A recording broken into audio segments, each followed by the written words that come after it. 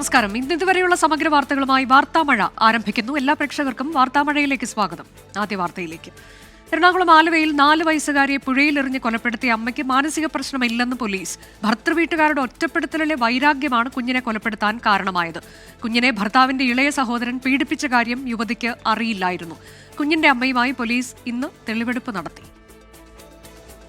ഒറ്റപ്പെടൽ, മകളെ തന്നിൽ നിന്നും അകറ്റാനുള്ള ശ്രമം, താൻ മരിച്ചാൽ മകൾ ഒറ്റയ്ക്കാകുമോ എന്ന ആശങ്ക, ഒപ്പം ഭർത്തൃവീട്ടുകാരോടുള്ള വൈരാഗ്യം.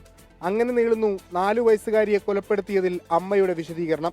പീഡന വിവരത്തെക്കുറിച്ച് അമ്മക്കറിവുള്ളതായി ഇതുവരെ വ്യക്തതയില്ല. പീഡനത്തെക്കുറിച്ച് പോലീസ് അറിയിച്ചപ്പോൾ നിസ്സംഗതയായിരുന്നു ഭാവം.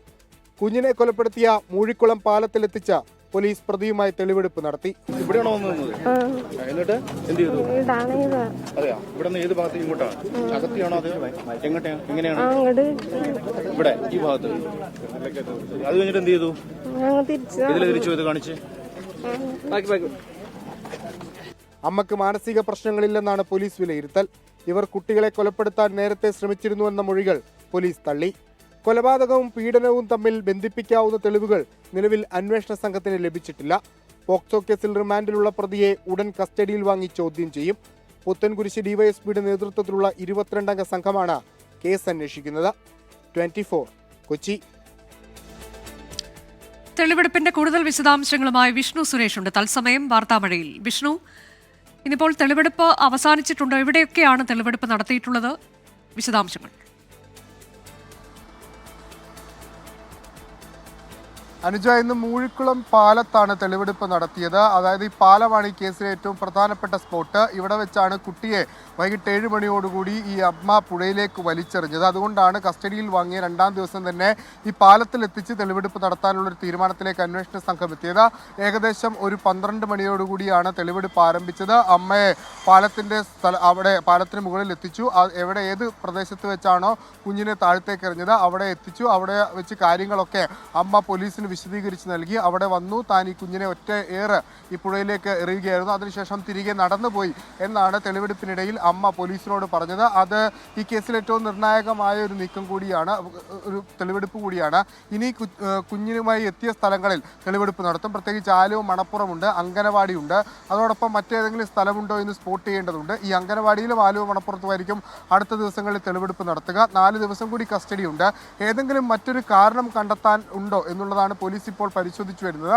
നിലവിൽ അമ്മ പറഞ്ഞിരിക്കുന്ന മൊഴി അനുസരിച്ച് ഈ കുട്ടി ഭർത്തൃവീട്ടുകാരുമായി കൂടുതൽ അടുക്കുന്നതും അവർക്ക് കുട്ടിയോടുള്ള അമിത സ്നേഹവും തന്നെ ഈ കുടുംബത്തിലാകെ ഒറ്റപ്പെടുത്തുന്നതും ഒക്കെയാണ് കുട്ടിയെ കൊലപ്പെടുത്താനുള്ള ഒരു തീരുമാനത്തിലേക്ക് എത്തിയത്. ഒപ്പം താൻ കൊല്ലപ്പെട്ട് അല്ലെങ്കിൽ താൻ മരിച്ചു കഴിഞ്ഞാൽ ഏതെങ്കിലും തരത്തിൽ കുട്ടി ഒറ്റക്കായി പോകുമോ എന്നൊരു ആശങ്കയും ഉണ്ടായിരുന്നു. അതെല്ലാം പരിഗണിച്ചുകൊണ്ട് കുട്ടിയെ കൊലപ്പെടുത്താൻ ശ്രമിച്ചാൽ കൊലപ്പെടുത്തി എന്നാണ് ഈ പ്രതിയുടെ മൊഴി.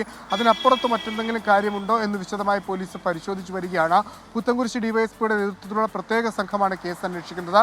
ഈ പോക്സോ കേസും കൊലപാതകവുമായി ഏതെങ്കിലും തരത്തിൽ ബന്ധിപ്പിക്കുന്ന ഒരു തെളിവും പോലീസിന് ഇതുവരെ ലഭിച്ചിട്ടില്ല. ഈ കസ്റ്റഡിയിലുള്ള ഈ റിമാൻഡിലുള്ള പ്രതിയെ ചോദ്യം ചെയ്താൽ, ഈ പോക്സോ കേസ് പ്രതിയെ ചോദ്യം ചെയ്താൽ മാത്രമേ അതുമായി ബന്ധപ്പെട്ടൊരു കണക്ഷൻ പോലീസിന് ലഭിക്കുകയുള്ളൂ.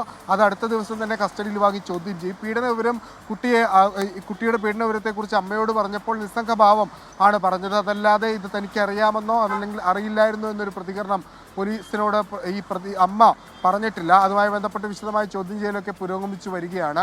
ഇപ്പോഴും കസ്റ്റഡിയിൽ തന്നെയാണുള്ളത്.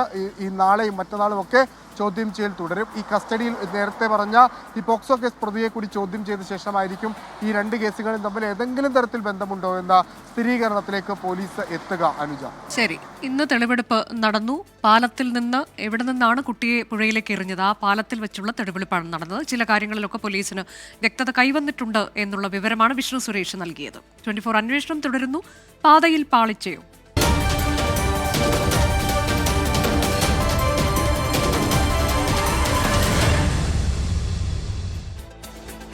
മലപ്പുറം കൂരിയാട് ദേശീയപാതയുടെ ഭാഗം ഇടിഞ്ഞു താഴുന്ന ദൃശ്യം 24-ന് ലഭിച്ചു. ഇക്കഴിഞ്ഞ തിങ്കളാഴ്ച ഉച്ചയ്ക്ക് 2:15-നുണ്ടായ അപകടത്തിന്റെ ദൃശ്യമാണ് പുറത്തു വന്നത്. കൂരിയാടിന് സമീപ പ്രദേശത്തെ വീടുകളും ദേശീയപാത നിർമ്മാണവുമായി ബന്ധപ്പെട്ട് സുരക്ഷാ ഭീഷണിയിലാണ്. അപകടവുമായി ബന്ധപ്പെട്ട റിപ്പോർട്ട് ദേശീയപാത അതോറിറ്റി ഇന്ന് ഹൈക്കോടതിയിൽ സമർപ്പിക്കും.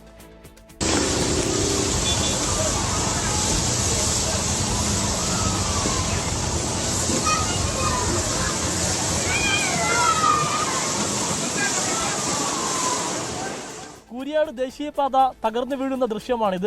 കല്ലും മണ്ണുമെല്ലാം സർവീസ് റോഡിലൂടെ കടന്നു പോകുന്ന വാഹനങ്ങൾക്ക് മുകളിലേക്കാണ് പതിച്ചത്. യാത്രക്കാർ വാഹനത്തിന് പുറത്തിറങ്ങി പരിഭ്രാന്തരായി ശബ്ദമുണ്ടാക്കുന്നതും ദൃശ്യങ്ങളിൽ വ്യക്തം.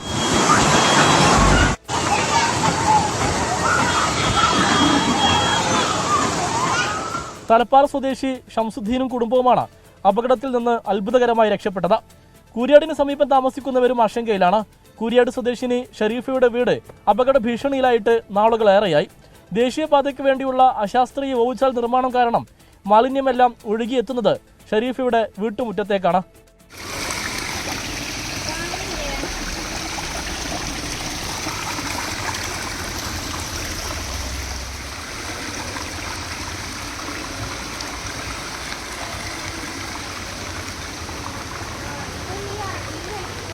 ഒരു 100-200 മീറ്ററിൻ്റെ അവിടെ നിന്ന് കണ്ടുള്ള ഡ്രൈനേജ് ഫുള്ളും നമ്മളെ പറമ്പിലാണ് അവർ കൊടുന്നിട്ടത്. അപ്പോൾ ഞാൻ അവരോട് പറഞ്ഞ് പ്രൈവറ്റ് സ്ഥലത്തേക്ക് നിങ്ങളെങ്ങനെ വിടാമെന്ന് ചോദിച്ചപ്പോൾ അവർ പറഞ്ഞു ഞങ്ങൾക്ക് ഈ 46 മീറ്റർ ഉള്ളതേ ഞങ്ങൾക്ക് നോക്കാനുള്ളൂ, ബാക്കി എവിടെ ഡ്രൈനേജ് വരുന്നത് അവിടെ ഞങ്ങൾക്ക് ഒഴിവാക്കണമെന്നുണ്ട്. പറഞ്ഞാൽ അത് സാധ്യമല്ല, ഞങ്ങൾക്ക് അതുകൊണ്ട് ഒരുപാട് ബുദ്ധിമുട്ടുണ്ട് എന്ന് പറഞ്ഞ ഒരു പ്രാവശ്യം ഞങ്ങൾ മതിലൊക്കെ അതിൻ്റെ ശേഷം കെട്ടി, അല്ലാന്നുണ്ടെങ്കിൽ വെള്ളം മൊത്തം ഇങ്ങോട്ട് വരും. പരാതിയുമായി ഷരീഫ് മുട്ടാത്ത വാതിലുകളില്ല. അനുകൂല സമീപനം എവിടെ നിന്നും ഉണ്ടായില്ല. ഭർത്താവ് 30 വർഷം വിദേശത്ത് അധ്വാനിച്ചുണ്ടാക്കിയ വീട് തകരുന്നത് കാണാൻ കഴിയില്ലെന്ന നിറകണ്ണുകളോടെ ഷരീഫ് പറയുന്നു. 24 തിരൂർ. ദേശീയപാതാ നിർമ്മാണം പുരോഗമിക്കുന്ന കോഴിക്കോട് 2 ഇടങ്ങളിൽ വിള്ളൽ. തിരുവങ്ങൂർ മേൽപ്പാലത്തിലും അമ്പലപ്പടി ചെറുകുളം അടിപ്പാതയ്ക്ക് മുകളിലുമാണ് വിള്ളൽ കണ്ടെത്തിയത്. വിള്ളൽ കണ്ടെത്തിയ തൃശൂർ ചാവക്കാട് ദേശീയപാതയിൽ നിന്ന് വിദഗ്ധ സംഘം ഇന്ന് സാമ്പിൾ ശേഖരിക്കും. കഴിഞ്ഞ ദിവസങ്ങളിൽ പെയ്ത മഴയെ തുടർന്നാണ് അമ്പലപ്പടി ചെറുകുളം അടിപ്പാതയ്ക്ക് മുകളിൽ വിള്ളൽ വീണിരിക്കുന്നത്. വെങ്ങളം രാമനാട്ടുകര ബൈപ്പാസ് റൂട്ടിലാണ് വിള്ളൽ. വാഹനങ്ങൾ കടന്നു പോകുന്ന റോഡിന്റെ മധ്യഭാഗത്ത് നിന്ന് വെള്ളം അടിപ്പാതയിലേക്ക് ഒലിച്ചിറങ്ങുന്നുണ്ട്. വിള്ളൽ വർദ്ധിക്കുന്നതായി നാട്ടുകാർ.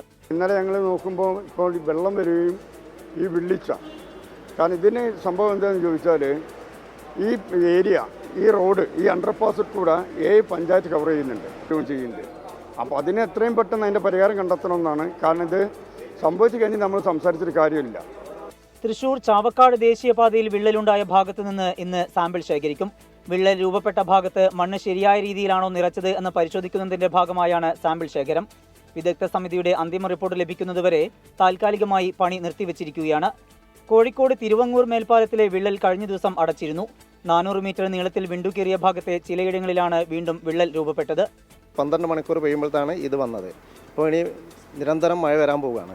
അപ്പോൾ എന്താവും എന്നുള്ളതാണ് ആശങ്ക ഞങ്ങൾക്ക്. കാരണം ഒന്ന്, സർവീസ് റോഡ് വളരെ മോശമാണ്. കാരണം വാഹനങ്ങൾക്ക് പോകാനുള്ള ബുദ്ധിമുട്ടുണ്ട്. കാരണം സർവീസ് റോഡിന് ഗവൺമെൻറ് എടുത്തു കൊടുത്ത സ്ഥലം തന്നെ ഉണ്ട് ഇവിടെ.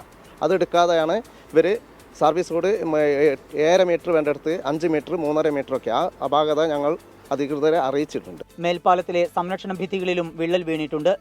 വിള്ളൽ താൽക്കാലികമായി അടച്ചെങ്കിലും വീണ്ടും വിള്ളൽ വീഴുന്നുണ്ട്. വലിയ ആശങ്കയിലാണ് പ്രദേശവാസികൾ. അഭിലാഷ് പള്ളിക്കരയ്ക്കൊപ്പം സമീർ സി മുഹമ്മദ്, 24. ദേശീയപാത നിർമ്മാണത്തിൽ ആ മുതൽ ക്ഷ വരെ കേരളത്തിന് ബന്ധമില്ലെന്ന് പ്രതിപക്ഷ നേതാവ് വി ഡി സതീശൻ. കേന്ദ്ര പദ്ധതിയുടെ ക്രെഡിറ്റ് ഏറ്റെടുക്കാൻ നോക്കിയ മന്ത്രി പി എ മുഹമ്മദ് റിയാസ് എട്ടുകാലി മമ്മൂഞ്ഞ് ചമഞ്ഞ് നടക്കുകയാണ്. DPR ൽ മാറ്റമുണ്ടെന്ന കേന്ദ്രമന്ത്രി സുരേഷ് ഗോപിയുടെ ആരോപണം ഗൗരവതരമെന്നും വി ഡി സതീശൻ പറഞ്ഞു. നാഷണൽ ഹൈവേയുടെ അവകാശം കോൺഗ്രസിന് വേണ്ടെന്നും മേഘ കമ്പനിയെ കരിമ്പട്ടികയിൽ ഉൾപ്പെടുത്തണമെന്നും രാജ്മോഹൻ ഉണ്ണിത്താൻ MP-യും പറഞ്ഞു. പ്രതികരണങ്ങളിലേക്ക്.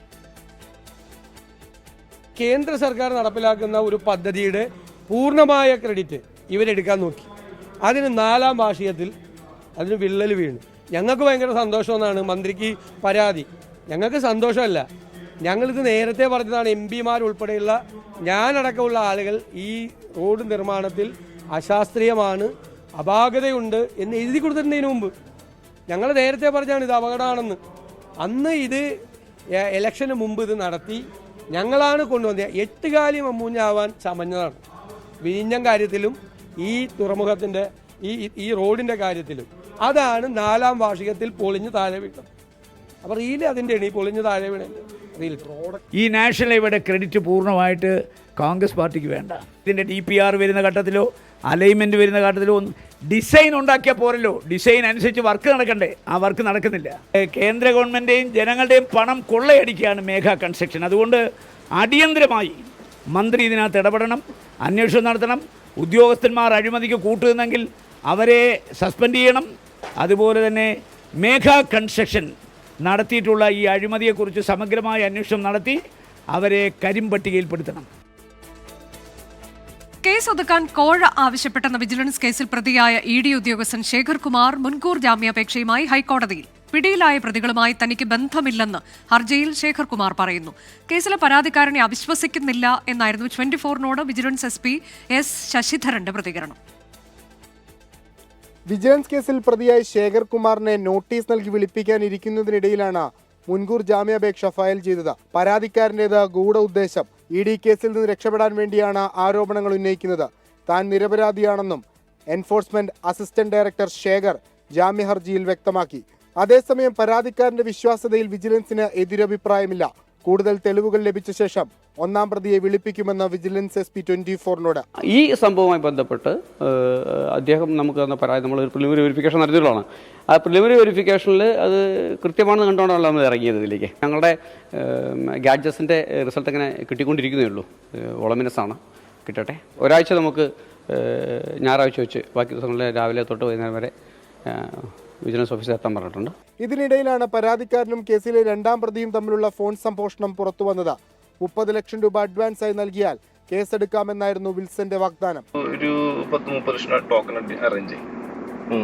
എന്നിട്ട് 25-ാം തീയതി 14-ാം തീയതി കേസില്ലേ, നമുക്ക് വളരെ സിമ്പിൾ ആയിട്ട് മുന്നോട്ട് നീങ്ങാം. 14-ാം തീയതി വേണമെങ്കിൽ ഞാനും കൂടി ഒരുമിച്ച് പോരാം ഓഫീസിലോട്ട്. എന്നിട്ട് നിങ്ങൾക്ക് അപ്പൊ തന്നെ ഇറങ്ങാം. എന്നിട്ട് പുറത്തിരുന്ന് നമുക്ക് സംസാരിക്കും ഇത് എങ്ങനെ തീരുമെന്ന്. ഇത് നിങ്ങളുടെ ഒരു പ്രോപ്പർട്ടി അറ്റാച്ച് ചെയ്തിട്ട് തീരുള്ളൂ. അറ്റാച്ച് ചെയ്ത് അവർ വിട്ടേക്കും. ജാമ്യവ്യവസ്ഥയുടെ അടിസ്ഥാനത്തിൽ കേസിലെ പ്രതികളായ വിൽസൺ, മുകേഷ്, രഞ്ജിത്ത് വാര്യർ എന്നിവർ ചോദ്യം ചെയ്യലിന് അന്വേഷണ സംഘത്തിന് മുന്നിൽ ഹാജരായി. 7 ദിവസം തുടർച്ചയായി ഹാജരാവാനാണ് നിർദ്ദേശം. പ്രതികളുടെ ഇലക്ട്രോണിക് ഡിവൈസുകൾ പരിശോധിച്ചതിന്റെ വിവരങ്ങൾ വിജിലൻസിന് പൂർണ്ണമായും ലഭ്യമായിട്ടില്ല. വിഷ്ണു സുരേഷ്, 24, കൊച്ചി. തിരുവനന്തപുരത്തെ IB ഉദ്യോഗസ്ഥരുടെ ആത്മഹത്യയിൽ നിർണായക തെളിവുകൾ വീണ്ടെടുത്ത പോലീസ്. ജീവനൊടുക്കിയ IB ഉദ്യോഗസ്ഥയും പ്രതി സുകാന്ത് സുരേഷും തമ്മിലെ ചാറ്റ് വിവരങ്ങളാണ് പുറത്തുവന്നത്. എന്നാണ് മരിക്കുക എന്ന് സുകാന്ത് ഉദ്യോഗസ്ഥയോട് ഈ ചാറ്റിൽ ആവർത്തിച്ച് ചോദിക്കുന്നുണ്ട്. ബന്ധുവിന്റെ പക്കൽ നിന്നും സുകാന്ത് സുരേഷിന്റെ ഐഫോൺ വാങ്ങി നടത്തിയ പരിശോധനയാണ് നിർണായകമായത്. സുകാന്തിന് കുരുക്കായത് ടെലഗ്രാം ആപ്പാണ്. ടെലഗ്രാം ചാറ്റ് ഡിലീറ്റ് ചെയ്തെങ്കിലും ആപ്പ് റിമൂവ് ചെയ്തിരുന്നില്ല. ഇതോടെ പോലീസ് ചാറ്റ് വീണ്ടെടുത്തു. പോലീസിന് ലഭിച്ചത് അസാധാരണമായ തെളിവ്. ഫെബ്രുവരി 9 നടത്തിയ സന്ദേശത്തിൽ പറയുന്നത് ഇങ്ങനെ: എനിക്ക് നിന്നെ വേണ്ടെന്ന് സുകാന്ത് പറഞ്ഞപ്പോൾ എനിക്ക് ഭൂമിയിൽ ജീവിക്കാൻ താല്പര്യമില്ലെന്ന് യുവതിയുടെ മറുപടി. നീ ഒഴിഞ്ഞാലേ എനിക്ക് അവളെ കല്യാണം കഴിക്കാൻ പറ്റുള്ളൂ എന്നും വീണ്ടും സുകാന്ത്. അതിന് ഞാൻ എന്ത് ചെയ്യണമെന്ന യുവതിയുടെ ചോദ്യത്തിന് നീ പോയി ചാകണമെന്ന് സുകാന്തിന്റെ മറുപടി. നീ എന്തു ചാകുമെന്ന് നിരന്തരം സുകാന്ത് ചോദിച്ചപ്പോൾ ഓഗസ്റ്റ് 9 മരിക്കുമെന്ന് IB ഉദ്യോഗസ്ഥ തിരിച്ചു മറുപടി നൽകി. ആത്മഹത്യാ പ്രേരണ കുറ്റം ഉറപ്പാക്കുന്ന പ്രധാന തെളിവായി ഈ ചാറ്റ് ഉയർത്താനാണ് പോലീസിന്റെ നീക്കം. ലഭിച്ച തെളിവ് മജിസ്ട്രേറ്റ് കോടതിക്ക് കൈമാറി. തെളിവ് അടുത്ത ദിവസം ഹൈക്കോടതിയിൽ നൽകും. സുകാന്തിന്റെ ഫോൺ കൂടുതൽ പരിശോധനയ്ക്കായി ഫോറൻസിക്കിന് കൈമാറിയിട്ടുണ്ട്. 24, തിരുവനന്തപുരം. എറണാകുളം തിരുവാണിയൂരിൽ കൊല്ലപ്പെട്ട 4 വയസ്സുകാരിയെ പിതാവിന്റെ ഇളയ സഹോദരൻ പീഡിപ്പിച്ചതുമായി ബന്ധപ്പെട്ട സംഭവത്തിൽ വെളിപ്പെടുത്തലുമായി അയൽവാസി. കുട്ടികളുമായാണ് പ്രതി കൂടുതൽ ബന്ധം വച്ച് പുലർത്തിയതെന്ന് അയൽവാസി ബിജു 24-നോട് പറഞ്ഞു. കുട്ടിയെ കൂടുതൽ ലാളിക്കുന്നതിൽ അമ്മയ്ക്ക് പ്രശ്നമുണ്ടായിരുന്നുവെന്നും അയൽവാസി 24-നോട് പറഞ്ഞു. ആ പ്രതികരണത്തിലേക്കാണ് ആദ്യം. നല്ല അഭിപ്രായമായിരുന്നു. ഈ സംഭവം നടക്കണേപ്പാണ്ട് മുമ്പ് നല്ല അഭിപ്രായമായിരുന്നു. ഒരു മദ്യപിക്കില്ല, പുകവലിക്കില്ല. കൊച്ചിനെയും കൊണ്ട് പോയി പലഹാരം മേടിച്ചു കാണാൻ പോകണം. തിരിച്ചു വന്ന് കൊച്ചിനെ കൊണ്ട് വേണമെങ്കിൽ വേറെ വല്ല പുറത്തോട്ട് പോകാൻ സാധനങ്ങൾ മേടിക്കാനായിട്ട് പോകും. പുള്ളി പുറത്തോട്ട് പോകാണെങ്കിൽ 90% കൊച്ചുണ്ടാവും. പണിക്ക് പോകുമ്പോൾ മാത്രമാണ് കൊച്ചില്ലാത്തുള്ളൂ. ബാക്കി എല്ലാം പോയി കഴിഞ്ഞാലും കൊച്ചുണ്ടാവാറുണ്ട്. അങ്ങനെ രഹസ്യമായ സ്ഥലത്തോട്ടൊന്നും പോകില്ല. പുള്ളി പോകുന്നത് ഈ വണ്ടി കൊണ്ട് പോയി താഴെ ഒരു റോഡുണ്ട്, അവിടെ പോയി കൊച്ചു ഒച്ചപ്പാണ്ടാകും. ഇവൻ വരുമ്പോഴത്തേക്കും സിംഗ വണ്ടി താഴെ പോകാമെന്ന് പറയും. അപ്പോൾ ഒന്ന് കൊണ്ടുവന്ന് ഇവിടെ വയ്ക്കും, വീട്ടിൽ വരും. എന്നിട്ട് പിന്നെ കടയിൽ പോകാമെന്ന് പറയുമ്പോൾ കടയിലും പോകും. അല്ലാണ്ട് വേറെ അതിനകത്ത് ഈ വേറെ സ്ഥലത്തോട്ടൊന്നും പാടില്ല. അവൾക്ക് കൊച്ചിനെ സ്നേഹിക്കാൻ കിട്ടുന്നില്ല എന്നുള്ളൊരു പരാതി വന്നായിരുന്നല്ലോ. അപ്പം ഞങ്ങൾ പറഞ്ഞു, എടാ നിൻ്റെ ഈ ഓവറായിട്ടുള്ള എപ്പോഴും കൊച്ചിനെ എടുത്തുകൊണ്ട് പോകുന്നത് ആ പരിപാടി നിർത്ത്. കാരണം അവർക്ക് ഇട്ട് കൊടുക്കുക. നീ എന്തിനാ, നീ കൊച്ചിനെ അവർ കഴിഞ്ഞിട്ട് നീ ഉള്ളൂ. നീ ഓവറായിട്ട് ഈ കൊച്ചിനെ സ്നേഹിക്കണ്ട. ഈ പലഹാരം മേടിക്കില്ല, വേറെ അങ്ങനെ വേറെ ഉള്ള മറ്റുള്ള രീതിയിലൊന്നും അവ ഉപയോഗിച്ചിട്ടുണ്ടെന്നും അന്നൊന്നും ആർക്കും സംശയമില്ല. നമ്മൾ സംശയിക്കുമല്ലോ, കാരണം കൊച്ചച്ഛനാ അതേപോലെ സ്നേഹമുണ്ട്. ഇവൻ എന്താ പറയുക, വേറെ ആരുമായിട്ട് കൂട്ടില്ല. ഈ പിള്ളേരായിട്ട് എന്നാൽ നിന്റെ പ്രായത്തിലുള്ള പിള്ളേരായിട്ട് കൂട്ടിവിടുക, അല്ലെങ്കിൽ നീ കൊച്ചു പിള്ളേരായിട്ട് മാത്രമാണ് കൂട്ടുള്ളൂ. പിള്ളേരോട്ടായിരുന്നു കൂടെ. ഇപ്പം എനിക്ക് തോന്നുന്നു ഇവിടെ ഒരു സംഘം പിള്ളേരുണ്ടായിരുന്നല്ലോ, ആ പിള്ളേരോട്ടല്ലേ ഭയങ്കര കമ്പനി. ആ പിള്ളേർ ആ പിള്ളേരോട് അങ്ങനെ ഇല്ല. എന്നാലും ഈ കൊച്ചെപ്പോഴും ഉണ്ട്. വേറെ പിള്ളേരോടൊക്കെ സ്നേഹം വിളിക്കും. YS അഭിനന്ദ് വിശദാംശങ്ങളുമായി. അഭിനന്ദ്, ഈ അയൽക്കാരൻ പറയുന്നത് കേൾക്കുമ്പോൾ അവർക്കൊക്കെ വലിയ ഞെട്ടലുണ്ട് എന്ന് നമുക്ക് മനസ്സിലാകുന്നുണ്ട്. കാരണം മോശം രീതിയിൽ ഇവരാരും സംശയിച്ചിട്ടില്ല ഇയാളെ എന്നതാണ്. പക്ഷേ കുട്ടികളുമായി അടുത്ത സൗഹൃദം ഇയാൾ പുലർത്തിയെന്ന് പറയുമ്പോൾ ഇപ്പോൾ നമുക്കിത് കേൾക്കുമ്പോൾ ആശങ്കയാണ് തോന്നുന്നത്. അനുജ, 4 വയസ്സുകാരുടെ കൊലപാതകത്തിന് പിന്നാലെ ഞെട്ടിക്കുന്ന വാർത്തകളുടെ നടുക്കത്തിലായിരുന്നു യഥാർത്ഥത്തിൽ തിരുവാങ്കുളം ഗ്രാമം. ആ സമയത്ത് തന്നെ പല പ്രതികരണങ്ങൾ ആരാഞ്ഞപ്പോൾ ഒന്നും തന്നെ ലഭിച്ചിരുന്നില്ല. അതിൻ്റെ ഭാഗമായിട്ടാണ് ഇന്ന് അയൽവാസിയും തൊട്ടടുത്ത ബന്ധുവുമായിട്ടുള്ള ബിജു ഇപ്പോൾ 24-നോട് പ്രതികരിച്ചിരിക്കുകയാണ്. കൃത്യമായ ബന്ധം കുട്ടികളുമായിട്ടായിരുന്നു വെച്ച് പുലർത്തിയിരുന്നത്. എപ്പോഴും കുട്ടികളുമായി സംസാരിക്കുന്നതിനോട് താനും എതിർപ്പ് പലപ്പോഴും പ്രകടിപ്പിച്ചിരുന്നു. സമപ്രായക്കാരുമായി തനിക്ക് നീ സംസാരിച്ച് നിന്റെ ജീവിതം മുന്നോട്ട് കൊണ്ടുപോകണമെന്ന ഉപദേശം പലപ്പോഴും നൽകി. പക്ഷെ അതൊന്നും കേൾക്കുവാൻ തയ്യാറായിരുന്നില്ല. ഈ പ്രതിയായ അടുത്ത ബന്ധു, ഈ ഇളയച്ചൻ, ഒരു തരത്തിലും ഒരു ലഹരിയുടെയും വലയത്തിൽപ്പെട്ടുള്ള ആളല്ല. ലഹരി പദാർത്ഥങ്ങൾ ഒന്നും തന്നെ ഉപയോഗിക്കുന്ന ആളല്ല. രാവിലെ മുതൽ ജോലിക്ക് പോകും, പിന്നീട് തിരിച്ചു വരും. ആ തിരിച്ചു വരുന്ന എത്ര തിരക്കുണ്ട സമയത്തും ഈ കുട്ടിയുമായി കടകളിലേക്ക് പോകും, അങ്ങനെ മറ്റ് സ്ഥലങ്ങളിലേക്കൊക്കെ പോകും. അങ്ങനെ വലിയ എതിർപ്പ് ഈ അമ്മയുടെ ഭാഗത്ത് നിന്നിരുന്നു. അമ്മയുടെ ഭാഗത്ത് എതിർപ്പുണ്ടായ പശ്ചാത്തലത്തിൽ താൻ തന്നെ ഇയാളോട് പലപ്പോഴും പറഞ്ഞു, ഈ കുട്ടിയുമായി നീ അമിതമായി സ്നേഹിക്കരുത്, ഇതിനെ മാറ്റി നിർത്തണം, ആ അമ്മയ്ക്കാണ് കൂടുതൽ പരിഗണന നൽകേണ്ടത് എന്ന് പലപ്പോഴും ആവർത്തിച്ചപ്പോഴൊന്നും കേൾക്കുവാൻ തയ്യാറായില്ല. പക്ഷേ കുട്ടികളുമായി ആയിരുന്നു താൻ എപ്പോഴും ബന്ധം വെച്ച് പുലർത്തിയിരുന്നത്. സമപ്രായക്കാരുമായി യാതൊരു വിധമായ ബന്ധവും കാത്തു സൂക്ഷിച്ചിരുന്നില്ല. കുടുംബാംഗങ്ങളുമായിട്ടൊക്കെ ബന്ധമുണ്ടെങ്കിലും ഈ കുട്ടിയുമായി ചെലവഴിക്കുന്നതിനായിരുന്നു കൂടുതൽ സമയം കണ്ടെത്തിയതെന്നും ഇപ്പോൾ അയൽവാസി 24-നോട് വ്യക്തമാക്കിയിരിക്കുകയാണ്. മൂത്ത കുട്ടിയുമായിട്ട് മാറ്റബന്ധമുണ്ടായിരുന്നു. പക്ഷേ മൂത്ത കുട്ടിയുടെ ആ ബന്ധം പിന്നീട് ഈ കുട്ടി ജനിച്ചതിന് ശേഷം ഉണ്ടാവാതിരിക്കുകയാണ്.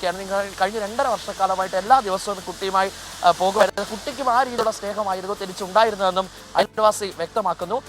മറ്റു കുട്ടികൾ, ഇപ്പോൾ ഈ കുട്ടി എന്ന് പറഞ്ഞു കഴിഞ്ഞാൽ മറ്റു അയൽവാസികളുമായിട്ടുള്ള ബന്ധം മെച്ചപ്പെടുത്തുന്ന വളരെ ആക്റ്റീവായിട്ടുള്ള ഒരു കുഞ്ഞായിരുന്നു ഇപ്പോൾ കൊല്ലപ്പെട്ടത്. അപ്പോൾ അവരുടെ ഒരു ഒരു സംഘം ഉണ്ടായിരുന്നു. അംഗൻവാടിയിൽ ഇവരെല്ലാവരും ഒരുമിച്ചായിരുന്നു പോകുന്നത്. ഒരു സംഘത്തിൻ്റെ തലവയായിരുന്നു ഈ കുട്ടി. ഇപ്പോൾ അത്തരത്തിലേക്ക് കൂടുതൽ അയൽവാസികളായിട്ടുള്ള ആളുകളൊക്കെ ഇവിടേക്ക് എത്തുമ്പോൾ ആ കുട്ടികളുമായിട്ടും ഇയാൾ ആത്മബന്ധം മെച്ചപ്പെടുത്തിയിരുന്നു. അവർക്ക് കളിപ്പാട്ടങ്ങൾ വാങ്ങി നൽകിയിരുന്നു, ഭക്ഷണങ്ങൾ വാങ്ങി നൽകിയിരുന്നു, മിഠായി വാങ്ങി നൽകിയിരുന്നു. അപ്പോഴൊക്കെ ഇവർക്ക് ചെറിയ സംശയം തോന്നി, നീ എന്തിനാണ് ഈ സമപ്രായക്കാരുമായി സംസാരിക്കാതെ ഈ കുട്ടികളുമായിട്ട് ഇത്തരത്തിലുള്ള ബന്ധം വെച്ച് പുലർത്തിയെന്ന് പലപ്പോഴും ഉപദേശം നൽകിയതൊന്നും കേൾക്കുവാൻ തയ്യാറായില്ലെന്നും ഇപ്പോൾ അയൽവാസി പ്രതികരിച്ചിരിക്കുകയാണ്. ഈ പല ഘട്ടത്തിൽ ഈ അമ്മ പുഴയിൽ എറിഞ്ഞു കൊലപ്പെടുത്തിയതുമായി ബന്ധപ്പെട്ട് നമ്മൾ പ്രതികരണം ആരാഞ്ഞപ്പോൾ ഒരു അയൽവാസിയും ഒരു ബന്ധുവും പ്രതികരിക്കുവാൻ തയ്യാറായിരുന്നില്ല. പിന്നീട് ഇന്നലെ ഈ സംഭവം പോസ്റ്റ്മോർട്ടം റിപ്പോർട്ടിന്റെ വെളിപ്പെടുത്തലിന്റെ പശ്ചാത്തലത്തിൽ ഒരു തരത്തിലുള്ള പ്രതികരണത്തിന് തയ്യാറായിരുന്നില്ല. പക്ഷേ ഇപ്പോൾ വെളിപ്പെടുത്തലുമായി എത്തിയിരിക്കുകയാണ്. കുട്ടികളുമായിട്ടായിരുന്നു കൂടുതൽ ബന്ധം വെച്ച് പുലർത്തിയിരുന്നത്. സമപ്രായക്കാരുമായി ഒരു തരത്തിലുള്ള ബന്ധവും പുലർത്തിയിരുന്നില്ല, ലഹരി പദാർത്ഥങ്ങൾ ഉപയോഗിച്ചിരുന്നില്ല. ഇത് കേൾക്കുമ്പോൾ വലിയ ഞെട്ടലുണ്ടാക്കിയിരിക്കുന്നുവെന്നും അയൽവാസിയും ബന്ധുവുമായിട്ടുള്ള ബിജു ഇപ്പോൾ 24-നോട് പ്രതികരിച്ചിരിക്കുകയാണ്. അനുജ, തിരുവാണിയൂരിലാണ് കൊല്ലപ്പെട്ട 4 വയസ്സുകാരിയെ പിതാവിന്റെ ഇളയ സഹോദരൻ പീഡിപ്പിച്ചതുമായി ബന്ധപ്പെട്ട സംഭവത്തിൽ ഇപ്പോൾ ഒരു അയൽവാസിയുള്ള വെളിപ്പെടുത്തൽ 24-നോട് ഉണ്ടായിരിക്കുന്നത്. കുട്ടികളുമായാണ് ഈ പ്രതി കൂടുതൽ ബന്ധം വെച്ച് പുലർത്തിയത് എന്ന് അയൽവാസി പറയുകയാണ്. ഈ കുട്ടിയെ കൂടുതൽ ലാളിക്കുന്നതിൽ അമ്മയ്ക്ക് പ്രശ്നമുണ്ടായിരുന്നു എന്നതും അയൽവാസി 24-നോട് പറഞ്ഞു. ഇപ്പോൾ വരുന്ന ഒരു വാർത്തയിലേക്കാണ് ഇനി. മാസപ്പടി കേസിൽ SFIO റിപ്പോർട്ടിന്മേൽ തുടർ നടപടി സ്വീകരിക്കുന്നതിനുള്ള വിലക്ക് നീട്ടി. 4 മാസത്തേക്ക് കൂടിയാണ് ഹൈക്കോടതി വിലക്ക് നീട്ടിയത്. വിഷ്ണു സുരേഷ് വിശദാംശങ്ങളുമായി. വിഷ്ണു, CMRL ഹർജിയിലാണ് ഈ നടപടിയെന്ന് മനസ്സിലാക്കുന്നു. കൂടുതൽ വിശദാംശങ്ങൾ എന്താണ്? അനുജ, നേരത്തെ ഇതേ ഹർജി 2 മാസത്തേക്ക് വിലക്കിയിരുന്നു. ഇപ്പോൾ ഇത് 4 മാസത്തേക്ക് എക്സ്റ്റെൻഡ് ചെയ്ത് നൽകിയിരിക്കുകയാണ്. നേരത്തെ SFIO റിപ്പോർട്ട്, മുഖ്യമന്ത്രിയുടെ മകൾ അടക്കം പ്രതിയായ SFIO റിപ്പോർട്ട് അഡീഷണൽ കോടതിയിൽ സമർപ്പിച്ചിരുന്നു. ആ റിപ്പോർട്ടിന്റെ അടിസ്ഥാനത്തിൽ പ്രതികൾക്ക് സമൻസ് അയക്കാൻ കോടതി ഒരുങ്ങുകയാണ്. ഇത് ചോദ്യം ചെയ്യാണ് CMRL ഹൈക്കോടതിയെ സമീപിച്ചത്. SFIOയുടെ കുറ്റപത്രം അല്ലെങ്കിൽ SFIOയുടെ ഒരു റിപ്പോർട്ടാണ്. അതൊരു പോലീസ് കുറ്റപത്രത്തിന്റെ സ്വഭാവമുള്ള ഒന്നല്ല. അതുകൊണ്ട് തന്നെ അതൊരു പരാതിയായി കണക്കാക്കണം. അതോടൊപ്പം തന്നെ ഈ എതിർകക്ഷികൾക്ക് പറയാനുള്ളത് കൂടി കേട്ട ശേഷം മാത്രമേ ഇത്തരത്തിൽ സമൻസ് അടക്കമുള്ള കാര്യങ്ങളിലേക്ക് കോടതി കടക്കാവൂ എന്നുള്ളതായിരുന്നു CMRLന്റെ ഹർജിയിലെ പ്രധാനപ്പെട്ട ആവശ്യം. അതാണ് ഹൈക്കോടതിയിൽ ഉന്നയിച്ചത്. ആ പശ്ചാത്തലത്തിലാണ് ആദ്യഘട്ടത്തിൽ അത് 2 മാസത്തേക്ക് വിചാരണ കോടതിയുടെ നടപടികൾ നിർത്തിവെക്കാൻ ആവശ്യപ്പെട്ടത്. ഇപ്പോൾ അത് 4 മാസത്തേക്ക് കൂടി നീട്ടിയിരിക്കുന്നു. അതായത് CMRL ഉന്നയിച്ച വാദത്തിൽ ചില കഴമ്പുണ്ട് എന്ന പശ്ചാത്തലത്തിൽ ഈ വിഷയത്തിൽ കൂടുതൽ വിശദമായൊരു വാദം കേൾക്കാനുള്ളൊരു സമയമാണ് 4 മാസമെന്ന് നമ്മൾ മനസ്സിലാക്കുന്നു. ജസ്റ്റിസ് PV കുഞ്ഞികൃഷ്ണൻ്റേതാണ് ഉത്തരവ്. നിലവിൽ CMRLനെ സംബന്ധിച്ചിടത്തോളം ആശ്വാസകരമായ ഒരു നടപടിയാണ്, അല്ലെങ്കിൽ ഒരൽപ്പം പ്രതീക്ഷ നൽകുന്ന നടപടിയാണ് ഹൈക്കോടതിയുടെ ഭാഗത്തുനിന്ന് ഉണ്ടായിരിക്കുന്നത്. അനുജ, മാസപ്പടി കേസിൽ SFIO റിപ്പോർട്ടിന്മേൽ തുടർ നടപടി സ്വീകരിക്കുന്നതിനുള്ള വിലക്ക് 4 മാസത്തേക്ക് കൂടി ഹൈക്കോടതി നീട്ടി. തദ്ദേശ തെരഞ്ഞെടുപ്പിന് സംഘടനാ ഒരുക്കങ്ങൾ തുടങ്ങി CPIM. ജൂൺ 1 മുതൽ 15 വരെ സംസ്ഥാന വ്യാപകമായി വീട് സന്ദർശനം നടത്തിയാണ് ഒരുക്കങ്ങളിലേക്ക് പാർട്ടി കടക്കുന്നത്. വാർഡ് തല ശില്പശാലകൾ സംഘടിപ്പിച്ചും ബൂത്ത് കമ്മിറ്റികൾ രൂപീകരിച്ചും തെരഞ്ഞെടുപ്പിന് ഒരുങ്ങാനാണ് ജില്ലാ കമ്മിറ്റികൾക്ക് നൽകിയ നിർദ്ദേശം. സർക്കാരിൻ്റെ 4ാം വാർഷികാഘോഷങ്ങൾ സമാപിക്കുന്നതിന് പിന്നാലെ തന്നെ തദ്ദേശ തിരഞ്ഞെടുപ്പിൻ്റെ തയ്യാറെടുപ്പുകളിലേക്ക് നീങ്ങാനാണ് CPIMൻ്റെ തീരുമാനം. സംസ്ഥാന സെക്രട്ടറി MV ഗോവിന്ദൻ ഉൾപ്പെടെ പ്രധാന നേതാക്കൾ ഓരോ ജില്ലകളിലുമെത്തി തിരഞ്ഞെടുപ്പ് ഒരുക്കങ്ങൾ സംബന്ധിച്ച് നിർദ്ദേശങ്ങൾ നൽകി തുടങ്ങി. ഇന്നലെ തിരുവനന്തപുരത്തും മിനിങ്ങാന്ന് പാലക്കാടും ജില്ലാ കമ്മിറ്റികൾ വിളിച്ചു ചേർത്ത് തദ്ദേശ തിരഞ്ഞെടുപ്പിൻ്റെ ഒരുക്കങ്ങൾ ആരംഭിക്കാൻ നിർദ്ദേശം നൽകി. സംസ്ഥാന വ്യാപകമായി നടത്തുന്ന ഗൃഹസന്ദർശന പരിപാടിയോടെയാണ് CPIM തദ്ദേശ ഭരണ തെരഞ്ഞെടുപ്പിന്റെ ഒരുക്കങ്ങളിലേക്ക് കടക്കുന്നത്. ജൂൺ 1 മുതൽ 15 ദിവസം കൊണ്ട് സംസ്ഥാനത്തെ എല്ലാ വീടുകളിലും എത്താനാണ് തീരുമാനം. ഇതിനൊപ്പം ഓരോ തദ്ദേശ ഭരണ വാർഡുകളിലും ശില്പശാലകൾ സംഘടിപ്പിക്കും. സർക്കാരിന്റെ ഭരണ നേട്ടങ്ങൾ ജനങ്ങളിലേക്ക് എത്തിക്കാനുള്ള ഇടപെടലായാണ് ശില്പശാലകൾ വിഭാവനം ചെയ്തിരിക്കുന്നത്. എല്ലാ ബൂത്തുകളിലും കമ്മിറ്റികൾ രൂപീകരിക്കാനും നിർദ്ദേശമുണ്ട്. വോട്ടർ പട്ടികയിൽ പേരുയർക്കുന്ന പ്രവർത്തനങ്ങളും ഇതിനൊപ്പം സജീവമായി മുന്നോട്ട് കൊണ്ടുപോകണമെന്നാണ് സംസ്ഥാന നേതൃത്വം ജില്ലാ കമ്മിറ്റികൾക്ക് നൽകിയിരിക്കുന്ന നിർദ്ദേശം. നിയമസഭാ തെരഞ്ഞെടുപ്പിന് മുന്നോടിയായി ഈ വർഷം ഡിസംബറിൽ നടക്കുന്ന തദ്ദേശ ഭരണ തെരഞ്ഞെടുപ്പ് CPIMന് ഏറെ നിർണായകമാണ്. സംസ്ഥാന ഭരണത്തിൽ തുടർച്ച ലക്ഷ്യമിട്ടിരിക്കുന്നതിനാൽ തദ്ദേശ ഭരണ തെരഞ്ഞെടുപ്പിൽ വിജയിക്കേണ്ടത് അനിവാര്യമാണ്. ഈ വിജയം നൽകുന്ന ആത്മവിശ്വാസത്തിൽ നിയമസഭാ തെരഞ്ഞെടുപ്പിലേക്ക് നീങ്ങാനാണ് CPIM ലക്ഷ്യമിടുന്നത്. 24 തിരുവനന്തപുരം. രണ്ടാം പിണറായി സർക്കാരിന്റെ 4ാം വാർഷികാഘോഷങ്ങൾ ഇന്ന് സമാപിക്കും. തിരുവനന്തപുരത്തെ പുത്തരിക്കണ്ടം മൈതാനിയിൽ നടക്കുന്ന യോഗത്തോടെയാണ് 1 മാസം നീണ്ട വാർഷികാഘോഷങ്ങൾ സമാപിക്കുന്നത്. അഭിമാന നേട്ടമായി ഉയർത്തിക്കാട്ടി ദേശീയപാതയുടെ തകർച്ച വാർഷികാഘോഷങ്ങൾക്കിടയിൽ സർക്കാരിന് ബുദ്ധിമുട്ടുണ്ടാക്കി. 1 മാസം നീണ്ടു നിൽക്കുന്ന പരിപാടികളോടെയാണ് രണ്ടാം പിണറായി സർക്കാർ 4ാം വാർഷികം ആഘോഷിച്ചത്. ജില്ലാതല യോഗങ്ങൾ, മുന്നണിയുടെ റാലികൾ, വികസന പ്രശ്നങ്ങളുടെ കുരുക്കഴിക്കാൻ മേഖലാ യോഗങ്ങൾ, വിവിധ മേഖലകളുള്ളവരുമായി പ്രത്യേക സംവാദം എന്നിങ്ങനെ വൈവിധ്യപൂർണ്ണമായ പരിപാടികളാണ് 1 മാസക്കാലം കൊണ്ട് നടന്നത്. സർക്കാരിൻ്റെ ഏറ്റവും വലിയ വികസന നേട്ടമായി ഉയർത്തിക്കാട്ടിയ ദേശീയപാതയിൽ അവിടെവിടെ തകർച്ചയുണ്ടായത് വാർഷികാഘോഷത്തിനിടയിൽ സർക്കാരിനെ പ്രതിരോധത്തിലാക്കി. അപ്രതീക്ഷിതമായി ഉണ്ടായ സംഭവത്തിൽ ആദ്യമൊന്ന് പതറുകയും ചെയ്തു. സർക്കാരിൻ്റെ 4 വർഷത്തെ നേട്ടങ്ങൾ ജനങ്ങൾക്ക് മുന്നിൽ അവതരിപ്പിക്കുന്ന പ്രോഗ്രസ് റിപ്പോർട്ടിന്റെ പ്രകാശനത്തോടെയാണ് ഇന്ന് വാർഷികാഘോഷങ്ങൾക്ക് സമാപനമാകുന്നത്. ജനങ്ങൾ കാര്യങ്ങൾ അറിയേണ്ടതാണ് എന്ന ധാരണയിലാണ് LDF ഈ പ്രോഗ്രസ് റിപ്പോർട്ട് എന്ന പുതിയ സമ്പ്രദായം അത് ഏറ്റവും പ്രധാനപ്പെട്ടതാണ് എന്നതിൽ ആർക്കും തർക്കമുണ്ടാവില്ല അവതരിപ്പിക്കുന്ന നില സ്വീകരിച്ചത്. 5ാം വർഷത്തിലേക്ക് കടന്ന സർക്കാരിനെ കാത്ത് വലിയ വെല്ലുവിളികളാണുള്ളത്. വരാനിരിക്കുന്ന തദ്ദേശ ഭരണ തെരഞ്ഞെടുപ്പും നിയമസഭാ തെരഞ്ഞെടുപ്പുമാണ് സർക്കാരിനെ കാത്തിരിക്കുന്ന വെല്ലുവിളികൾ. തിരഞ്ഞെടുപ്പ് വർഷത്തിൽ ജനകീയത വീണ്ടെടുക്കാൻ ക്ഷേമ പെൻഷൻ വർദ്ധിപ്പിക്കുന്ന തീരുമാനം പ്രഖ്യാപിച്ചേക്കും. അവശേഷിക്കുന്ന 2 ഗഡു കുടിശ്ശികയ്ക്കൊപ്പം ഓണക്കാലത്ത് വർധനവ് പ്രഖ്യാപിക്കാനാണ് ആലോചന. ജനപിന്തുണയാർജിക്ക് ലക്ഷ്യമിട്ട് മറ്റ് വികസന പ്രഖ്യാപനങ്ങളും അണിയറയിൽ ഒരുങ്ങുന്നുണ്ട്. 24 തിരുവനന്തപുരം. മുൻ MLA ജോർജ് മാത്യുവിന്റെ നേതൃത്വത്തിൽ കത്തോലിക്ക സഭയുടെ പിന്തുണയോടെ പുതിയ രാഷ്ട്രീയ പാർട്ടി വരുന്നു. ഇന്ന് കോട്ടയത്ത് ചേരുന്ന കർഷക സംഗമത്തിൽ നിർണായക തീരുമാനമുണ്ടാകും. BJP അനുകൂല നിലപാട് സ്വീകരിക്കുന്ന രാഷ്ട്രീയ പാർട്ടിയാകും ഇത് എന്നാണ് സൂചന. തദ്ദേശ തെരഞ്ഞെടുപ്പിന് മുൻപ് മധ്യ കേരളത്തിൽ നിർണായക നീക്കം നടത്താനുള്ള ശ്രമമാണ് ജോർജ് മാത്യുവും കൂട്ടരും നടത്തുന്നത്. മുൻ MLA-മാരായ PM മാത്യുവും MV മാണിയും ജോർജ് മാത്യുവിനൊപ്പമുണ്ട്.